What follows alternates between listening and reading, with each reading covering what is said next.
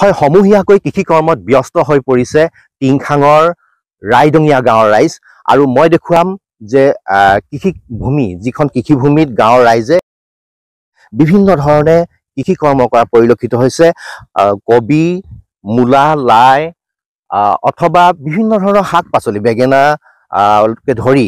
বিভিন্ন ধৰণৰ শাক পাচলি খেতি কৰিছে এই কৃষিভূমিত প্ৰায় ২৯ বিঘা কৃষিভূমিত এনেধৰণে গাঁৱৰ ৰাইজে কৃষি কৰা পৰিলক্ষিত হৈছে আৰু কোৱাৰ প্ৰয়োজন যে আগন্তুক জানুৱাৰী মাহত সদৌ অসম মৃদঙীয়া গায়ন বায়ন সংস্থাৰ অধিৱেশন অনুষ্ঠিত হ'ব তাৰ বাবেই এনেধৰণে কৃষি কৰ্ম কৰা পৰিলক্ষিত হৈছে যিহেতু অতিথি বা অভ্যাগতক আদৰিবৰ বাবে এনেধৰণে তেওঁলোকে কৃষি কৰ্ম কৰিছে আৰু কোৱাৰ প্ৰয়োজন যে ইয়াত সম্পূৰ্ণ জৈৱিক কৃষি পদ্ধতিৰে ইয়াত কৃষি কৰ্ম কৰা পৰিলক্ষিত হৈছে মই আপোনাৰ ওচৰলৈ আহিছোঁ কেনেধৰণে আয়োজন চলিছে আৰু কিমান বিঘা ভূমিত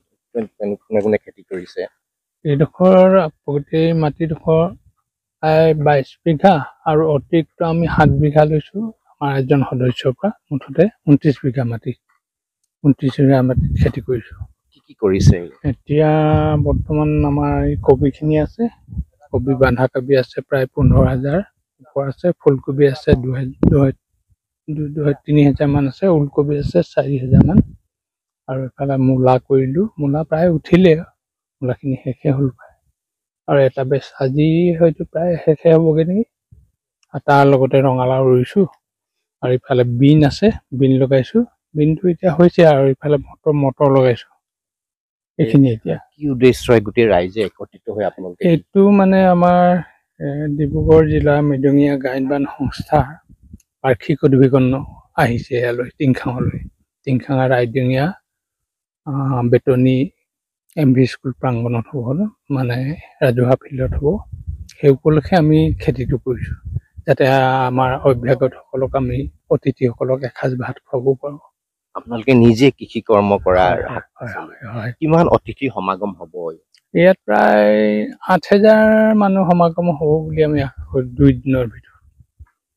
দ্বিতীয় দিনাই আমাৰ প্ৰায় ৬,০০০ মানুহ গোট খাব অতিথি গায়ন বায়ন ১৫০ যোৰ গায়ন আহিব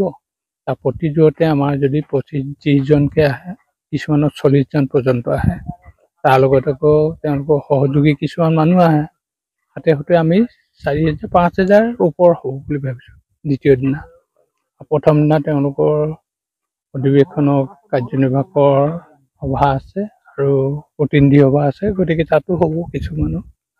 হাতে তেনেকৈ ভাবিছোঁ আৰু মুঠৰ ওপৰত ৮,০০০ মানুহ সমাগম হ'ব আমাৰ গাঁৱৰ মানুহবোৰ আহিব নহয় তেওঁলোকক শুশ্ৰূষা কৰিবৰ কাৰণে আৰু সেইটো আমি ৰাজহুৱাভাৱে এনেকৈ মুকলি ফিল্ডখনতে আমি একেলগে বহি একেলগে খোৱা পৰিকল্পনা কৰিছোঁ আমি ৪,০০০ মানুহ একেলগতে বহি একেলগ সময়তে আমি খোৱাৰ ব্যৱস্থা কৰিছোঁ ৰাজহুৱাভাৱে আমাৰ এটা মিলাপ্ৰীতিও যাতে হয় আৰু সেই পৰিকল্পনা আমি কৰিছোঁ ধন্যবাদ জনাইছোঁ সঁচাকৈ এক সুন্দৰ পৰিকল্পনা সুন্দৰ প্ৰস্তুতি অধিৱেশনৰ বাবে যিহেতু মৃদঙীয়া গায়ন বায়ন সন্থাৰ যি অধিৱেশন অনুষ্ঠিত হ'ব সেই অধিৱেশনত প্ৰায় ৮,০০০ মানুহৰ সমাৱেশ হ'ব সেই ৮,০০০ অভ্যাগত অতিথিক আদৰিব থলুৱা আপ্যায়নেৰে আৰু কোৱাৰ প্ৰয়োজন যে তাৰ বাবে এতিয়া নিজে এনেধৰণে কৃষি কৰ্মত নিয়োজিত হৈছে গাঁৱৰ ৰাইজে আমি কথা পাতিম আৰু ব্যক্তি আছে দাদা আপোনাৰ ওচৰলৈ আহিছোঁ খুব সুন্দৰ আয়োজন নিজে কৃষি কৰ্ম কৰিছে আৰু সেই উৎপাদনেৰে ফচলে আপোনালোকে হয় ইয়াতে আমি এটা কথা আছে ডিব্ৰুগড় জিলা যিখন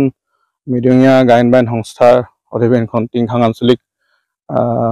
সংস্থা মানে গায়ন বায়ন সংস্থাৰ অধীনত হ'ব ৰাইডঙীয়া আৰু